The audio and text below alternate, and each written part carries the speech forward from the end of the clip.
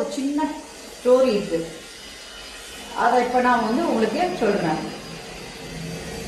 ஒரு முறை ஜமதக்கினி முனிவர் கார்த்திகேய அர்ஜுன் அப்படின்றவரால வெட்டி கொல்லப்படுகின்றார்.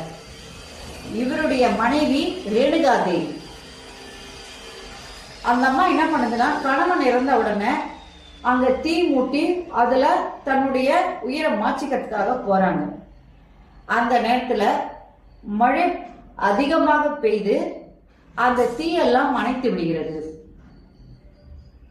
அப்போ வெற்று உடலோடும் எல்லா இடத்துலயும் கொப்பளங்கள், உடம்பு பூரா கொப்பளங்களோடும் காயங்களோடும் தீப்புண்ணோட அந்த அம்மா என்ன பண்ணுதுன்னா வெளியில வருது. வெளியில வந்த உடனே அந்த தீக்காயத்தை அந்த அம்மாவால தாங்க முடியல. இப்போ ட்ரெஸ்ஸும் ஒண்ணு வேணும். அதனால ட்ரெஸ் போட முடியாது மேல.